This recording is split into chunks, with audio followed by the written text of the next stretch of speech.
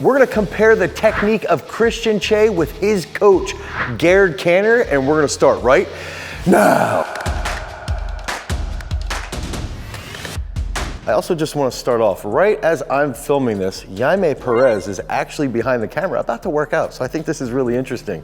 Now, what we're gonna look at when I'm breaking down these techniques is I wanna play each one separately, and we're gonna be able to see if we look at this, Chay has thrown in the second round. He opened with a 16-7. a little bit of their differences and a little bit of their similarities. Okay, so if we just look back at, this is Chay, I wanna say this is in Birmingham, and then we've got Kanter, and this is his PR, just shy of that 74-meter mark. I believe that throw was actually, I think, in Sollentuna, where they have really, really big winds. And I know that in the past when I've talked to Viestin, and he's talked to me about earlier on in the seasons when he was with Kanter and when he was with Stahl, they were specifically looking for huge throws. So they would chase wind, they'd go to meets like we had in Iceland just to see what kind of result that they could get, and then try to replicate that slowly later on in the year inside the stadium. So if we're looking at Kanter, one big factor that I think right here, right, is that he does a really good job, obviously, being level here. Very stable, very balanced. And you can see this getting over that left side. I believe Gerd is top 2, top 3 discus throwers of all freaking time. An absolute animal. So we can see that nice opening position there. Picks up that right foot. So a lot of coaches will actually teach to keep that right leg long when they pick up. And then what ends up happening is a lot of people sort of fall in. And if you see here with Gerd, he's keeping that bent because he's getting a big push around that left side. Okay, so now you can see that left side right here sort of stops just a little bit, and now he's starting to enter the circle. Sweeps in, and one big aspect here is that I believe because this was a big wind throw, I believe he's trying to get a very, very substantial high point right here. Really, really big high point. I don't know for sure if that's exactly why he's doing that. I think he's a little bit steeper than normal in some of his stadium throws, but I could be wrong, okay? I could be wrong. I just wanted to point that out. He lowers that left arm, gets a substantial high point, okay? Left leg grounds right here. So looking at this 360p, where does that left leg land? I would say it probably lands right there where he's catching that very, very deep. He moves forward. And I always thought one interesting part with Gerd is that he always kept that right knee real bent right there. That right knee is really, really bent. Coming forward, just slamming the absolute finish super, super aggressively. And you can see right here's where his left leg is. Okay, he comes off that left a little bit early, comes forward though, transfers his weight into where his left side was really, really well. Now, let's look at Chay, his prodigy now. As Chay's opening here, you can see one thing that I've always noticed with Kristjan is that he tends to open pretty aggressively before he picks up. And you can see that here.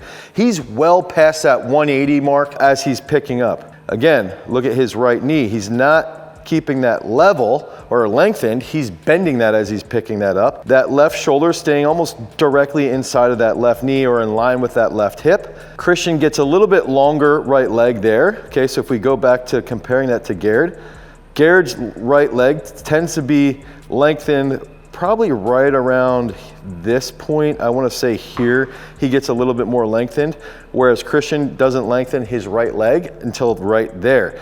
His left side's right there. Now, obviously, the video of Kristjan is a little bit higher quality because of the filming capability that we have now. His left foot tends to open a bit more in relative comparison to Gerd's left heel. If we see here, I think one thing with Gerd is he does a phenomenal job keeping that discus back. I think he carries that discus back a little bit more than Kristjan does.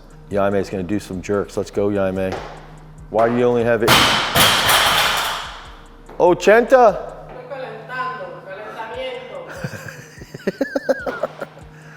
Okay, so now, as we get through here, cállate! That's like my most enjoyable thing to do is to yell at Jaime, and she just tells me I'm crazy.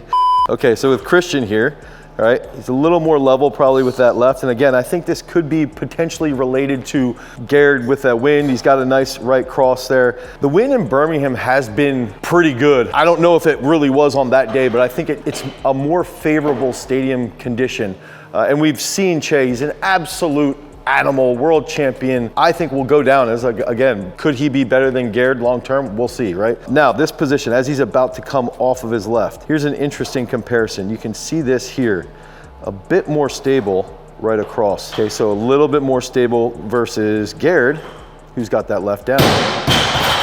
Now, as we come to the center, let's go to where Kristjan is. Boom. This is where you can see Kristjan's a little bit more upright also. So that's gonna change some stuff here. Kristjan's a little bit taller. He gets that high point pretty freaking naturally, pretty freaking well there. Holds a level left arm. Remember, when Gerd's planting with that right in the middle, we see a lot steeper left shoulder. Okay, so that's some differences that we can see.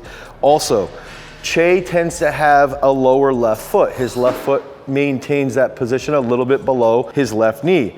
Gerd tends to get a little bit higher with that left. He's a speed thrower. Gerd's a 100% aggressive speed thrower. Chay's smooth and he's very, very fast. That left, I believe, is more rotational for Chay than it would be. It tends to be a little bit more linear for Kanter. Now, that left for Chay, to me, almost sweeps around his right. And then when that left is grounding here, you can see he's over top of that right, and he's got that nice stable position here. Now, if we look at that position that Gerd was in here, pretty similar. He's got a little bit more flexion in that right hip, and I believe that that can be related to what he was doing with that left arm. A little bit different conditions, different size of individuals. Kanter is still a freaking big dude. I want to say 6'5", 6'6", versus Chay, who's all but 6'9", 6'10". Huge dude. Both these guys are big. Chay's obviously bigger. Now, one thing here that I really like with Kristjan, he tends to get into that flat left right there, okay? Right, boom, here. And now his right leg is bent and he's about to chase that out. Kanter gets into a flat left right here, if you notice, flat left, and even back here a little bit, right there, gets into that flat left. That enables both of them to plant that left and sort of transfer forward really, really well. So that's the difference can be that we'll see is that Chay tends to stay on his left longer at the finish. Again, there's video of Kanter in stadiums where he does stay on his left longer. Could it be the intensity of the wind and things like that? I don't think that this PR throw is his best technical throw, although it's one of my favorite throws to watch of all time because of the intensity that he has at the finish. But I think when you're watching this video of Chay, you're literally seeing one of his best technical throws. And I believe this is one of the deepest and best technique-based throws that you can find of all time. I think it's absolutely incredible technique. And you can even see here, I wanted to point this out. If you look at Chay, how long he has that right hand out there, still on the left, rotating that right knee through.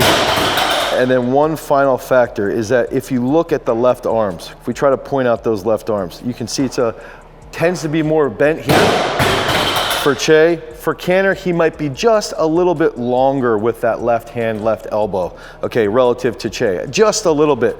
Both of them sit and smack through. Look at how their right hips are almost turning down that left sector line while the discus is still in the hand. And I think that's the one major similarity that everybody can build towards. Then we get that nice reverse forward.